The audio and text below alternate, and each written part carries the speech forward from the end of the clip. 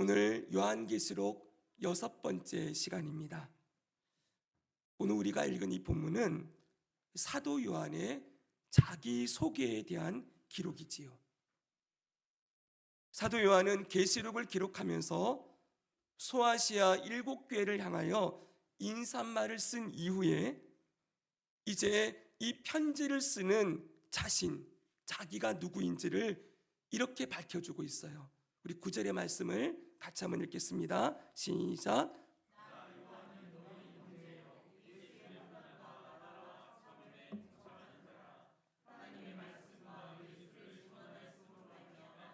밤모라 하는 섬에 있었더니. 아멘. 자, 사도 요한이 자기소개를 하고 있는 거예요. 그래서 오늘 설교의 제목을 사도 요한의 자기소개라고 했습니다. 근데 이렇게 보면 아주 짧은 자기소개이지만 원래 사도 요한이 어떤 인물이었는지를 제가 그의 프로필을 좀 정리해 봤습니다. 자, 먼저 보겠습니다. 사도 요한, 이 사람은 요한복음, 요한 1, 2, 3서, 요한계시록을 쓴 저자입니다. 신약성경에서 사도 바울 이후로 가장 많은 신약성경을 남겼지요. 또 그는 그 이름의 뜻이 주님의 은총을 받다, 하나님은 은혜로우시다, 이런 뜻을 가지고 있어요. 그의 출신 및 직업은 갈릴리 호수 어부 출신입니다. 별명은 우레의 아들이지요. 그의 배경은 세베대와 살로메의 아들, 그리고 예수님의 제자 야고보의 동생입니다. 그래서 항상 요한은 야고보와 요한, 세베대의 아들들 이렇게 불리지요. 근데 이 요한이 예수님과 이종사촌지간이래요. 이 살로메, 요한의 어머니 살로메가 예수님의 육신의 어머니 마리아와 서로 자매 관계인 거예요.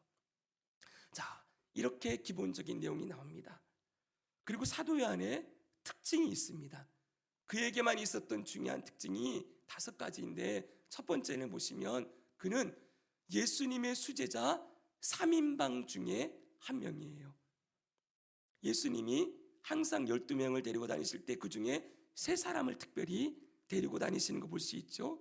변화산에 올라갈 때나 이럴 때 베드로, 야고보, 요한, 꼭 요한이 들어가요. 그리고 이 요한은 예수님의 사랑하시는 제자 이렇게 불려요. 그래서 최후의 만찬 때도 보면은 이 요한이 예수님의 품에 기대어 그 품에 안겨 있었다 그랬어요. 예수님이 참 사랑하시는 제자지요. 그리고 예수님께서 그에게 그의 육신의 어머니 마리아를 맡겼습니다. 12제자 중에 가장 오래 산 사람이에요. 94세의 나이로 자연사를 했습니다. 그리고 5번째가 참 중요한데, 속사도를 길러냈다. 속사도라는 말 들어보셨습니까? 지금 사도 요한이잖아요. 여긴 사도들이에요. 사도 베드로, 사도 바울, 이들은 예수님에게 직접 가르침을 받은 제자들을 사도라고 부르거든요. 그런데 속사도는 그 사도에게서 가르침을 받은 사도의 제자들, 그래서 사도에게 속해 있는 사도들 이렇게 불러요. 속사도. 여기 아주 유명한 이 사도 요한이 길러낸 유명한 속사도 중에 폴리갑이 있습니다. 폴리갑 아시지요? 화형대 위에 나는 예수님을 절대 부인할 수 없습니다 그러고 올라가서 화형당해 죽었던 서머나 교회의 담임 목사님이었어요. 이그나티우스도 있습니다. 이 사람은 안디옥 교회의 담임 목사님, 그리고 파피아스도 있습니다. 이런 제자들을 길러낸 사람이 바로 사도 요한이라는 거예요. 이 사실을 꼭 기억해 주십시오. 좀 이따 이게 아주 중요한 의미로 나타나게 됩니다. 자, 그리고 이제 하나 더 볼까요? 그의 사역입니다. 사도 요한의 사역. 예수님께서 부활하시고 승천한 이후에 예루살렘 교회, 초대교회지요. 맨 처음 세워졌던 초대교회에 베드로와 함께 기둥 같은 지도자로 활동을 해요. 기둥 같은 지도자. 아까 수제자 중에 3인방이라고 했잖아요. 예루살렘 교회도 기둥 같은 지도자로 쓰임 받지요. 그리고 에베소 교회를 목회를 합니다. 학자들에 따라서 좀 다르기도 한데 한 30년 가량을 바울이 에베소 교회를 개척했지 않습니까? 그 다음에 디모데가 에베소 교회를 담임했었거든요. 그 다음에 이 사도 요한이 에베소 교회를 약 30년간 목회를 했어요. 그리고 우리가 아는 대로 요한계시록을 쓸 때는 밤모섬으로 유배를 갔을 때지요. 유배 생활이 1년 6개월 정도. 이 기간 동안 요한계시록을 기록했고요. 그리고 풀려난 다음에 다시 에베소 교회로 가서 사역을 하다가 죽었어요. 이 마지막 이 밤모섬에서 유배를 해서 풀려난 이후에 에베소 교회에 있을 때 요한복음과 요한 1, 2, 3서를 기록한 것입니다. 그러니까 사도 요한의 저작 중에 요한계시록이 첫 번째라는 거예요. 자, 이렇게 사도 요한에 대한 내용들을 정리할 수 있습니다. 그러면 지금 그가 지금 사로잡혀가 있는 유배당에 있는 밤모섬은 또 어떤 곳입니까? 밤모섬까지 조금만 더 볼게요. 밤모섬 보여주세요. 자, 보이십니까? 여기 지도를 보면은 에베소 교회 쭉 이쪽 에베소 지역부터 이 밤모섬은 에베소에서 63km 정도 떨어진 작은 섬이에요. 이 섬의 면적이 34제곱킬로미터인데 우리나라 울릉도의 절반 크기밖에 안 된답니다. 근데 이곳은 굉장히 화산지대, 화산의 활동으로 세워진 그런 땅이어서 식수가 없었대요. 당시 그래서 빗물을 받아서 생활을 했어야 됐고, 그리고 나무가 안 자라지 않습니까? 그렇기 때문에 겨울에는 혹독한 추위에 굉장한 고통을 겪을 수밖에 없는 섬이었대요. 이 밤모섬을 로마에서 이 그리스인들을 유배시키는 유배지로 활용을 했고, 이곳에서 채석장에서 노역을 시키는 일을 했었던 것이지요.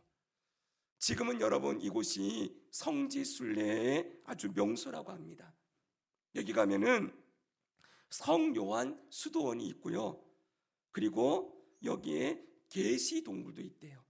그러니까 사도 요한이 계시록을 쓰면서 계시를 받았잖아요. 계시를 받을 때 받았던 그 동굴도 있답니다. 거기에 그 벽에는 요한이 기도할 때 손을 짚고 기도했던 손자국, 그리고 머리를 기댔던 머리 자국도 남아있대요. 예, 바로 이곳이 밤모섬입니다. 자, 보십시오. 이제 이렇게 살았던 이 요한이 지금 요한계시록을 기록하면서 자기 소개를 이렇게 남기고 있다는 거예요. 우리 다시 9절 말씀 한번 여러분 읽어주십시오. 자, 9절 시작.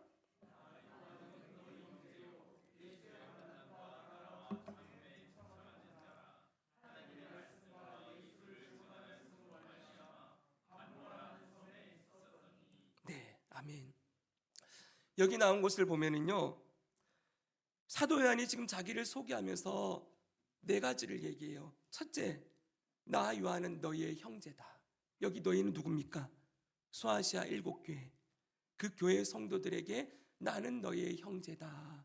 모든 믿는 자는 예수 그리스도 안에서 형제 자매이지요. 그것을 밝힙니다. 두 번째가 무엇입니까? 나는 예수 그리스도의 환난과 나라에 동참하는 자다. 세 번째는 하나님의 말씀과 예수님을 증언하며 내가 살았다. 네 번째는 지금은 밤모섬에 유배되어 있다. 이렇게 말하고 있는 거예요. 자, 여러분, 이 사도 요한의 자기소개가 어떠십니까? 앞에서 언급했듯이 사도 요한은 예수님의 12제자 중에서 어떻게 보면 가장 뚜렷한 족적을 남겼던 사람이에요. 다른 제자들은 다 일찍 순교를 했거든요. 근데 요한은 94세까지 살았어요. 그러니까 그 오랜 기간 동안 그 많은 사역들을 했고 그 많은 일들을 감당하면서 만약 그의 프로필을 정리한다면 아마 10줄 이상 쓸 수 있었지 않겠습니까? 그렇지 않을까요? 그런데 지금 사도 요한은 자기에 대해서 자기 프로필을, 자기소개서를 내밀면서 여기에 이렇게 적어놨다는 거예요. 그 많은 화려함, 그 많은 목회 생활에서 어려웠고 힘들었던 것, 그가 남겼던 어떤 그 많은 업적들을 나열하는 것이 아니라 이 프로필에서 가장 핵심적인 구절은 뭡니까? 예수의 환난과 나라에 동참하는 자다. 이게 사도 요한이 정말 자기 소개에 딱 말해주고 싶었던 핵심이었다는 거예요. 한번 읽어볼까요? 예수의 시작.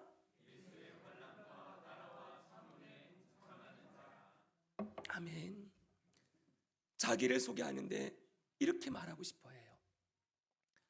여기 두 개가 있지요. 하나는 예수의 환난에 자기가 동참하였고, 또 하나는 하나님의 나라에도 동참했다. 그는 동참, 여기 내가 함께 참여했다는 거예요. 뭐에 먼저 참여했습니까? 먼저 예수님의 환난에 참여한 사람이다 나는. 이렇게 얘기하고 있어요. 이것은 여러분 예수님의 고난에 동참했다는 말과 동일하지요. 그럼 예수님의 환난, 예수님의 고난이 무엇입니까? 십자가. 네, 당연히 그게 나와야죠. 예수님의 십자가의 고난입니다. 그러나 여기가 중요합니다. 예수님의 고난은 그냥 십자가 위에서 한 번 당하고 죽은 것, 그것만을 얘기하는 게 아니에요. 예수님의 고난은 이 땅에 오신 순간으로부터 죽으시기까지 모든 시간이 예수님의 고난의 시간이었다는 것 알고 계십니까? 언젠가도 말씀드렸죠. 그리스도의 비하라라는 중요한 교리가 있다 그랬습니다. 보십시오. 그리스도의 비하, 예수님이 자신을 낮추었다는 거예요. 예수님이 어떻게 자기를 낮추십니까? 첫 번째가 성육신이에요. 그 높고 높은 하늘 보좌를 버리고 낮고 천한 이 땅에 연약한 인간의 모습으로 이 땅에 오셨어요. 그거부터가 고난 아니겠습니까? 그렇죠, 여러분. 고난의 시작이에요. 그리고 33년을 이 몸에 갇혀 살으셨어요. 전능하신 하나님이신데, 전능하신 하나님이 인간의 연약한 한계와 또 연약함에 갇혀있는 시간을 보내었다는 거예요. 이것이 고난 아니겠습니까? 또 무엇이 있습니까? 예수님의 순환 당하심도 있습니다. 예수님은 태어났을 때부터 헤롯 대왕이 예수님을 죽이기 위해서 사내아이들 2살 아래는 다 죽이는 그런 만행을 저지를 때 그 칼날을 피하여서 이집트 땅으로 떠나갔었지요. 그게 예수님의 순환입니다. 목수의 아들로 지내셨고 유대교 지도자들의 비난과 멸시를 받으셨습니다. 그분이 이 땅에서 마음 편하게 머리 둘 곳 마음 편하게 머리 두고 주무시지 못했다고 얘기하고 있어요. 머리 둘 곳 하나 없으셨다. 이곳저곳 나그네처럼 가난한 자, 억눌린 자, 포로된 자, 약한 자들을 찾아가시고 그들을 만지시고 살리시는 일 하셨지요. 그리고 십자가에 죽으십니다. 육체의 고통도 있지만 영적으로는 하나님과 단절되는 이 단절의 고통을 당하셨어요. 그리고 이 예수님의 비하의 절정은 장사되심, 3일 동안 무덤에 계신 것입니다. 이 모든 것이 예수님의 고난입니다. 그런데 중요한 건 이 고난이 무엇을 위한 고난입니까? 다시 묻겠습니다. 예수님이 이렇게 고난당하시는 것, 순환당하신 것이 무엇을 위한 고난이었습니까? 네, 죄인을 살려서 하나님의 자녀로 만들기 위한 고난이었습니다.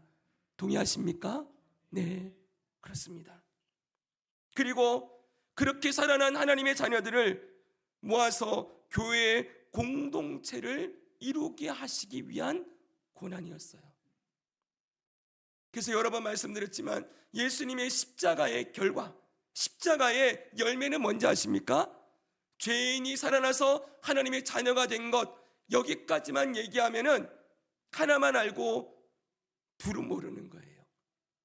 예수님의 십자가의 결과, 십자가와 부활의 결과는 이 땅에 교회 공동체가 세워진 거예요. 예수님이 머리가 되시고 예수님의 몸으로서의 교회가 세워지고, 이 교회 공동체가 예수님이 하신 일들을 계속 이 땅에서 하도록 하신 것, 바로 이것이 예수님의 십자가와 부활의 결과물이에요. 열매예요. 여러분, 이 땅에 있는 교회는 절대로 여러분 그냥 사람들이 모여 있는 게 아니에요. 이 땅에 있는 교회는 얼마나 영광스러운 공동체인지 몰라요. 예수님이 내 피값으로 교회를 세웠다, 이렇게 말씀해요. 예수님의 피로, 이 고난으로 죄인이 변하여 하나님의 자녀가 되고, 그 하나님의 자녀들이 모여서 예수님의 몸을 이루어서 예수님이 머리가 되신 예수님이까지 함께 자라나게 되는 그 모습, 그리고 교회 공동체를 통하여서 너희는 땅끝까지 내 증인이 되라고 말씀하신 그 사명을 이루어가는 그 모습, 그게 예수님이 십자가와 부활로 보고 싶어 했던 모습이라는 거예요. 사는 여러분, 바로 이것을 위하여서 예수님이 고난을 받으셨습니다.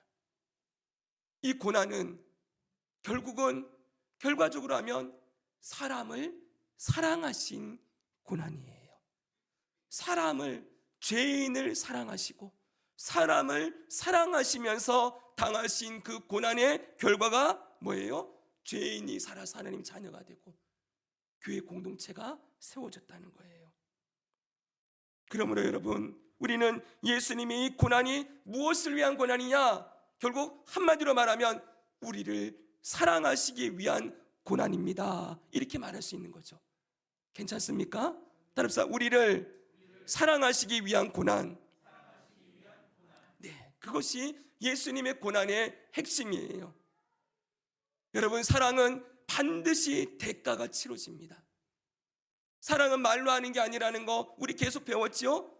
사랑은 오래 참고, 사랑은 온유하며, 사랑은 무례히 행하지 아니하며, 사랑은 자기의 유익을 구하지 아니하며.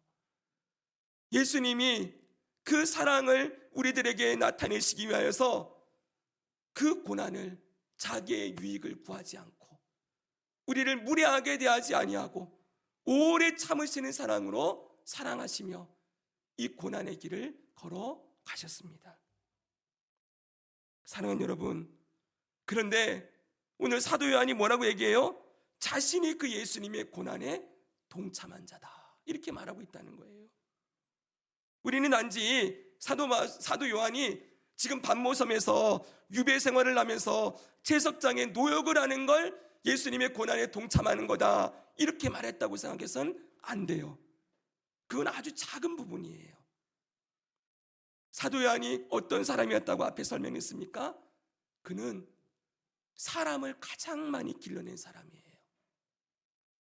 예수님의 제자들은 보십시오, 곳곳을 다니면서 복음을 증거하다가 순교를 당하고 일찍 주님이 데려가십니다. 근데 사도 요한은 어떻습니까? 에베소 교회를 30년 목회를 했다고요. 그 전에 예루살렘 교회의 지도자로 쓰임 받았다고요. 이 반모섬에 가서는 뭘 했습니까? 속사도들을 길러냈어요. 조금 이따가 말씀드리겠지만은 그 섬에 잡혀온 그리스도인들 데려놓고 매 주일마다 예배를 드렸어요. 이 사도 요한은 사람을 길러내는 것, 그 사람을 주님 앞으로 인도하는 것이 무엇인지 그 가치를 알았던 사람이라는 거예요. 그런 의미에서 그가 나도 예수님의 고난에 동참하는 자다라고 했을 때 죄인을 사랑하시고 죄인을 살리시고 죄인을 구원하여 교회 공동체를 세워가는 그 주님의 뜻에 나는 함께 동참한 사람입니다, 이렇게 말했다는 거예요. 사랑하는 여러분, 또한 그는 자신을 뭐라고 얘기합니까? 하나님의 나라에 동참하는 자다, 이렇게도 말합니다. 따라서 하나님의 나라에 동참하는 자. 하나님의 나라는 무엇입니까? 하나님의 통치라고 했지요. 이 땅에 하나님의 통치를 받고 세워진 하나님의 나라는 1차적으로는 교회 공동체예요. 그 교회 공동체와 그 안에 속해 있는 하나님의 자녀들, 성도들, 이들이 하나님의 나라이지요. 요한은 자신이 하나님의 나라인 교회 공동체와 성도들을 세우는 일에 내가 동참하며 살았다, 이렇게 말하고 있다는 거예요. 어떻게 이 공동체를 세웁니까? 하나님의 말씀과 예수 그리스도를 증언함으로 세웠다고 말하고 있는 것이지요. 다시 앞에를 좀 보여주십시오. 그의 프로필을 보십시오. 예수의 환난과 나라의 참음에 동참하는 자다 그래놓고 어떻게 했어요? 하나님의 말씀과 예수를 증언하였으므로 이것으로 환난과 나라에 동참하는 삶을 살았다, 이렇게 말하고 있는 것이지요. 사랑하는 여러분, 이것이 그의 삶의 최고의 가치였다는 거예요. 그래서 그는 사람들에게 나를 소개할 때, 자기를 소개할 때 이런저런 내가 에베소에서 30년 목회했고 얼마를 많이 했고 이것저것 세상 사람들이 인정할 만한 그런 조건들을 내미는 것이 아니고 그냥 한마디, 나는 예수의 환난과 그분의 나라에 동참하며 살았습니다, 이렇게 말하는 것으로 자기소개를 하고 있다는 거예요. 사랑하는 여러분, 이 사도 요한의 자기소개가 여러분에게 어떻게 들리십니까? 이 세상 사람들의 자기소개와 이 사도 요한의 자기소개가 얼마나 다릅니까? 이 세상 사람들은 자신이 얼마나 높은 자리, 얼마나 성공한 자리, 얼마나 명예로운 자리, 얼마나 인정받는 자리에 있었는지를 자기를 소개할 때 내세우려고 합니다. 그리고 대부분의 사람들이 그런 자리에 한 자리라도 올라가서 나중에 내 명함 찍을 때, 내 프로필 내세울 때 거기 한 줄이라도 더 적고자, 아니면 자기소개할 때 뭔가 내가 한 것을 한 줄이라도 더 적고자 거기에 자신의 삶을 거기 던지며 살아가지 않습니까? 물론 여러분, 세상 사람들 가운데 명예욕이나 성공욕이 없는 분들도 있을 거예요. 이 땅에서 높은 자리, 인정받는 자리, 저는 그런 거 관심 없어요. 그냥 사람들이 나 몰라줘도 돼요. 그냥 나는 내 인생 내가 살 거예요. 이런 분도 있을 것이고, 그런 눈에 보이는 것보다 더 고상한 가치를 가지고 살아가는 분들도 분명히 있을 것입니다. 아무도 알아주지 않는 자리에서 묵묵하게 자기의 길을 걷는 분들도 있겠지요. 그러나 여러분, 결국 정말 미안한 이야기지만 그 속을 다 뜯어다 보면은 결국 뭐가 있는 거예요? 자기 만족이 있는 거예요. 내가 이걸 이만큼 하면 내가 만족스러운 거죠, 그렇죠? 이걸 폄하한다고 생각하시지 마시고 정말 조심스럽게 들으십시오. 명예욕과 성공욕이 없이 살아가는 분들, 그런 분들도 결국 저 안을 들여다보면은 내가 좋아하는 거, 내가 만족하는 거, 내가 하고 싶은 거, 그거 하면서 살아간 것, 그걸 자기의 자랑으로 삼고 있다는 것입니다.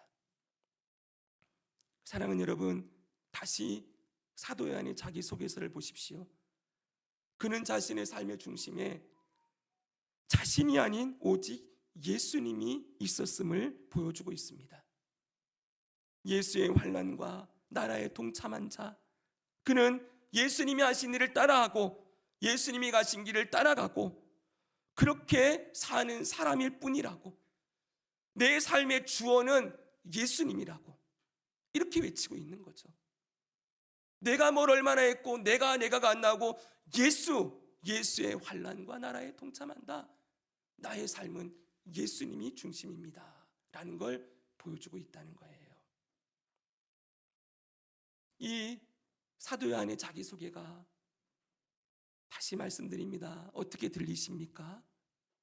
이건 사도 요한이니까 저 정도 얘기할 수 있지. 우리는 그렇게 위대한 사람도 아니고 우리 사도도 아니고 우리는 아주 평신도고 그냥 평범한 사람들인데 우리도 이런 자기소개서 이런 거 못 쓴다고 뭐가 해가 되겠어? 사랑하는 여러분, 그러나 이 사도 요한은 극히 하나님 나라의 한 사람일 뿐이에요. 이름도 없이 빛도 없이 이 기독교 역사 가운데 예수의 환난과 나라에 동참하며 살아간 수많은 그리스도인들이 있습니다. 여러분, 서울의 양화진 묘지를 한번 가보셨습니까? 이 땅에 어둠이 가득할 때, 말도 통하지 않고 모든 것이 통하지 않는 이 나라에 수많은 선교사님들이 이 땅을 찾아왔어요. 어떻게 찾아오는지, 겨우 이 나라가 어떻게 알려졌냐? 중국을 통해서 저기 조선이란 나라가 있더라. 일본을 통해서 저기 조선이란 나라가 있더라. 그런데 여러분, 꾸역꾸역 이 나라로 들어오는 거예요.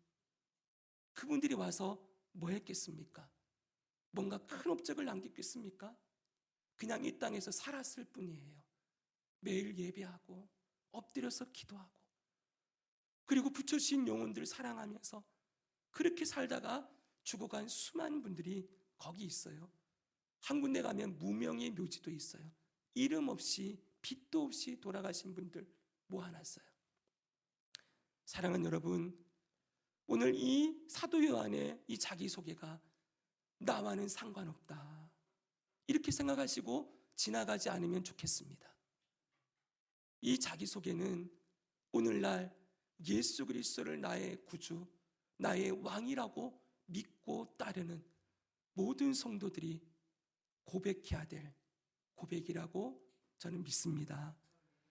이렇게까지는 못했는데요, 목사님 저는 저 정도까지는 아닌데요. 아니요, 여러분도 충분히 그렇게 하고 있다는 것을 뒤에 말씀을 드릴 거예요.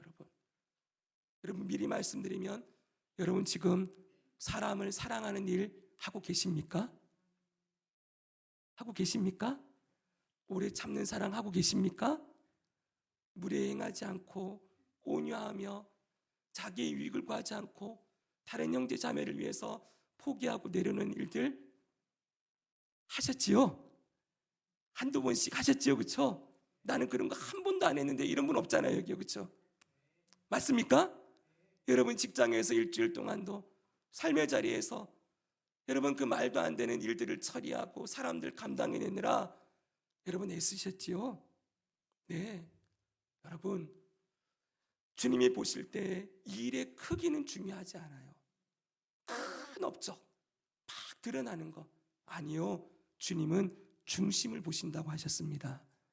우리의 중심에 어떻게든 내가 그리스도인인데 내가 참아야지, 내가 희생해야지, 내가 섬겨야지, 사람을 대하느라 받은 그 고난들 여러분이 받고 계시다면 예수의 환난에 동참하는 자로 살아가고 있음을 믿습니다. 사랑하는 여러분, 이렇게 사도 요한이 이렇게 예수의 환난과 그분의 나라에 동참한 결과가 무엇입니까? 그 결과는 밤모섬에 유배당하는 것이었어요. 자, 어떻습니까, 여러분? 그렇게 예수의 환난과 하나님의 나라에 동참해서 인생을 드렸는데 결과가 뭐라고요?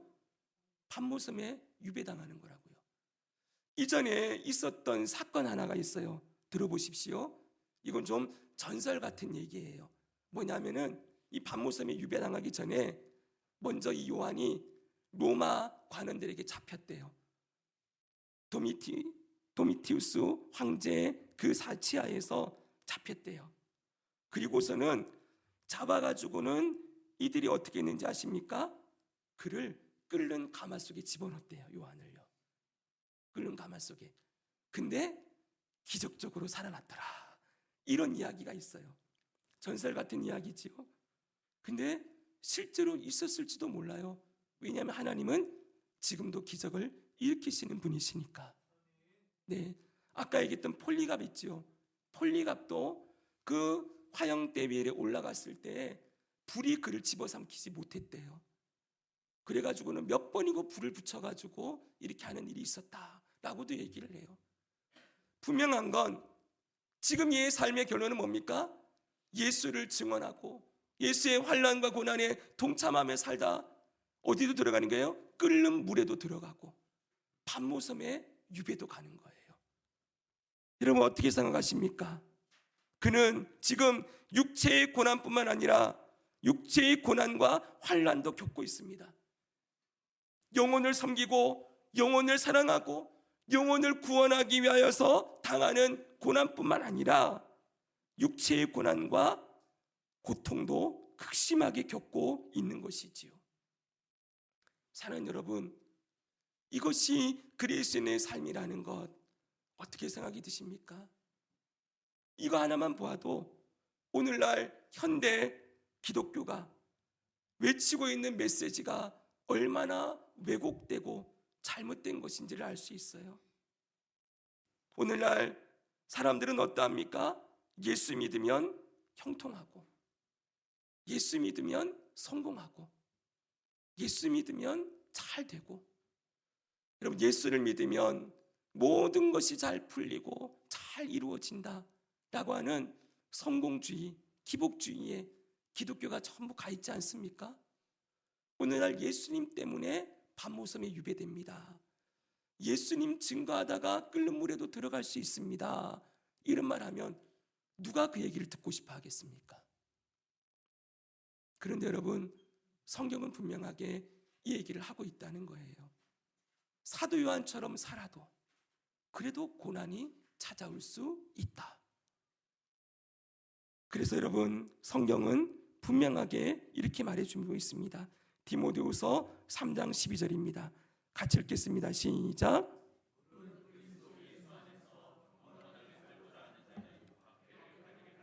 네, 분명하게 선언했습니다. 사도 바울이 예수 안에서 경건하게 살고자 하는 자는 박해받는다. 시편 119편 7절은 아주 유명한 말씀이지요. 이 말씀도 읽겠습니다. 시작. 고난당한 것이 내게 유익이라 이로 말미암아 내가 주의 율례들을 배우게 되었나이다. 아멘. 이렇게 분명히 성경이 얘기하는데도 고난 없는 기독교를 외칩니다. 그러나 여러분 분명한 것은 하나님은 따라합시다. 심는 대로 거두게 하신다. 네, 분명히 무엇을 심었든지 그대로 거두게 하시는 분이라고 약속했어요. 반드시 보상하시는 분이죠. 하나님은 공정하십니다. 그리고 하나님은 공평하십니다. 우리 아까 의로우신 하나님 배웠죠? 반드시 행한 대로 열매를 거두게 하신다는 거예요. 근데 그 보상이 이 땅에서 다 누리고 얻을 수도 없다는 것도 우리는 인정해야 됩니다. 어떤 것들은 주님의 나라에 가야만 받을 수 있는 것도 있어요. 사랑하는 여러분, 내가 주를 위해 이렇게 살았는데 이 땅에서 다 받으려고 하고 다 얻으려고 하지 않으셔도 됩니다. 이 땅에서 못 받는 건 저 땅에서 받는 거예요. 하나님 나라에서. 사랑하는 여러분, 그 나라에서 받는 것보다 저는 오늘 여기서 받고 싶은데요 이렇게 외치는 분이 있을지 모르겠지만 아니요 여러분, 주님의 나라에서 우리에게 씌워질 영광의 면류관을 생각해 보십시오. 요한계시록을 보니까 6장에 보면은 순교자들의 모습이 나옵니다. 이분들은 예수 그리스도를 위해서 생명을 던졌던 분들이에요. 이들이 뭘 하고 있는지 보십시오. 자, 여러분 한번 읽어주세요. 시작.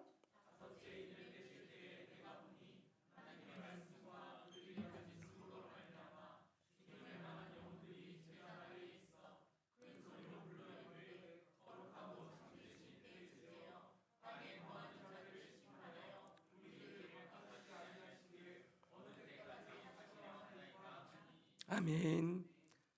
이 순교자들이 어디 앞에 있습니까? 하나님 보좌 가장 앞에 있어요. 우리가 앞으로 보겠지만 하나님의 보좌 앞에 네 생물이 있고 24장로도 있고 수많은 천군 천사도 있는데 이들은 지금 어디 있습니까? 하나님의 보좌 맨 앞에 나가서 하나님의 얼굴을 뵙고 있어요. 사랑하는 여러분, 이게 무슨 복이냐 그럴 수 있겠지만 저는 하나님의 영광을 가장 가까이에서 경험하는 이 복이 이들에게 주어진 최고의 복이라고 저는 생각합니다.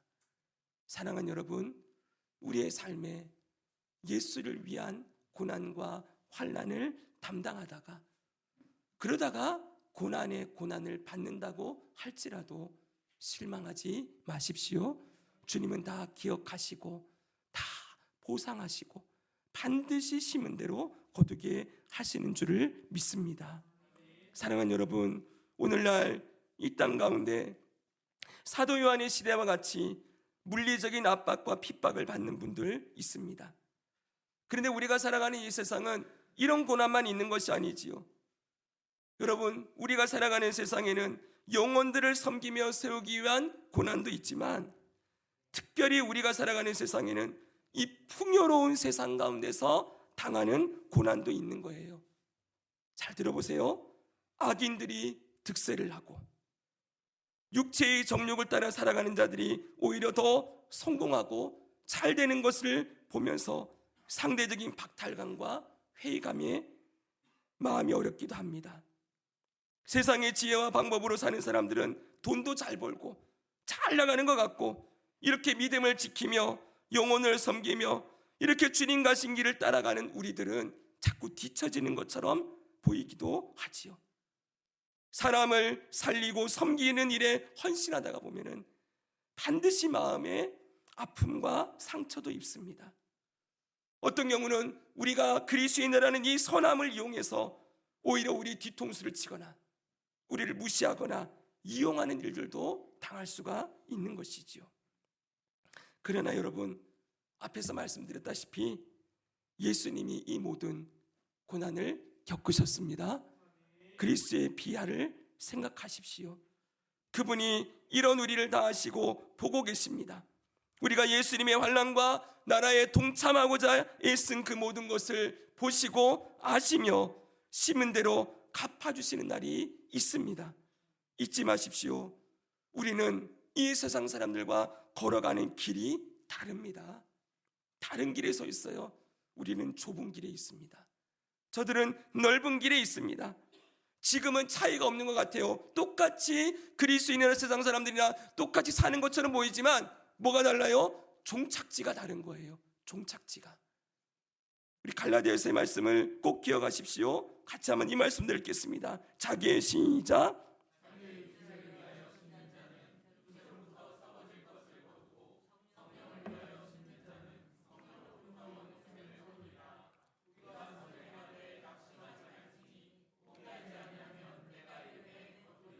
아멘. 사랑하는 여러분, 사도 요한의 자기소개, 예수의 환난과 나라에 동참하는 자, 이 말은 절대로 그냥 겉멋이 들어서 입으로만 하는 말이 아니었어요. 여기에 그의 삶의 가치와 방향, 모든 흔적이 다 들어있습니다. 사랑하는 여러분, 여러분들이 나이가 지긋이 들어서 누군가에게 여러분을 소개하려고 할 때 여러분은 무엇이라고 여러분을 소개하시겠습니까? 여러분의 나중에 자기소개서는 어떤 글이 적혀 있기를 원하십니까? 우리 사도 요한처럼 예수의 환난과 나라에 동참한 자, 이런 고백을 우리도 남길 수 있다면 얼마나 좋겠습니까? 이 길은 그런데 말로만 되는 게 아니라 대가가 치러집니다.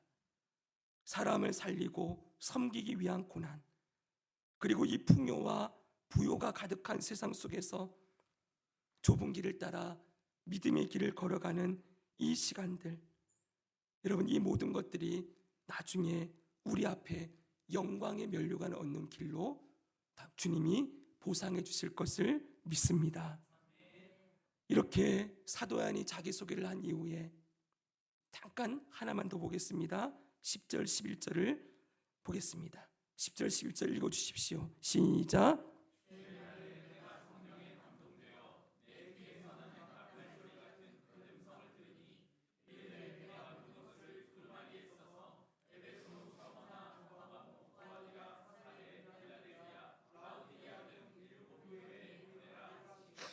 아멘.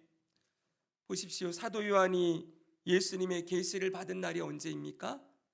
제가 노란색으로 해놨죠. 주의 날에 그랬어요. 주의 날이 언제입니까? 주일입니다. 사도 요한은 밤모섬에 유배되어 있는 가운데서도 매 주일마다 거기서 형제자매들을 모아서 같이 예배를 드렸대요. 그 채석장의 고된 노역 중에도 그는 주일을 지키고 예배 공동체를 지켜내고 있었던 것입니다. 이렇게 주의 날을 지키고 있는 이 사도 요한에게 예수님이 주일에 찾아오셨습니다. 찾아오실 뿐만 아니라 그 주일에 뭐를 주세요? 말씀을 주셨습니다. 그리고 사명도 주셨습니다. 이 글을 써서 소아시아 7교회에 보내라는 사명. 사랑하는 여러분, 주일은 어떤 날입니까? 주일은 따라합시다. 예수님이 찾아오신 날, 말씀을 주신 날, 사명을 주신 날. 네, 이것이 사도 요한이 경험했던 주일이에요. 사랑하는 여러분, 여러분에게 주일은 어떤 날입니까? 우리의 주일은 종교적인 책임과 종교적인 의무만을 감당하는 날이 되고 있지는 않은지요? 주일을 지키면 편하고, 주일날 예배 안 드리면 찝찝하고, 주일을 지키지 않으면 의무를 저버린 것 같은 죄책감 때문에 우리는 주일 예배를 드리는 것이 아닙니다. 그러나 어떤 경우는 정말 지치고 힘들 때 정말 책임감으로 의무감으로 예배 드릴 때도 있죠. 그렇죠? 있습니다. 네. 근데 중요한 건 여러분, 주일은 주님이 우리를 만나주시는 날입니다. 할렐루야. 만나주시는 날이에요. 목사님, 집에서 예배 드리거나 평일날 예배 드리면 거기는 주님이 안 오시나요? 아니요. 근데 주일은 공식적으로 주님이 우리를 만나주신 날이라고요. 이 예배의 자리는 주님이 이 자리에 임재하시고 우리를 만나주시는 은혜를 입고 있음을 믿습니다. 그리고 여러분, 이 주일은 우리에게 말씀과 사명을 주시는 날이에요. 우리 삶에 이정표를 세우는 날이라는 거예요. 내가 누구인지, 무엇을 위해 살아야 하는지를 깨닫게 하는 날이 바로 이 주일입니다. 사랑하는 여러분, 이 주일이 바로 세워져야 우리의 삶의 방향과 목적을 잃지 않을 수가 있습니다. 한 주간 주일 예배 안 드리고 그냥 지나가 보십시오. 정신없이 그냥 흘러갈 거예요. 그리고 몇 주만 여러분 교회를 빠지다 보면은 늘 말씀드리지만 신앙에는 왕도가 없어요. 3번만 빠지고 나면은 그 다음에 어떤 식으로든 사단은 예배 못 드리게 방해할 거고 여러분 발걸음이 끼어지지 않을 거예요. 우리가 주일날 그동안 평생 주일 예배를 몇백 번, 몇천 번 드렸으니 이만큼 쌓아놨으니 나는 한두 번 정도는 빠져도 되겠지. 여러분, 이러면 절대 안 됩니다. 주일 예배를 많이 쌓아놨다고 해서 오늘 드려야 될 예배를 안 드리고 지나가는 건 그건 정말 안 좋은 일입니다. 그리고 그 위험한 일입니다. 위험한 일.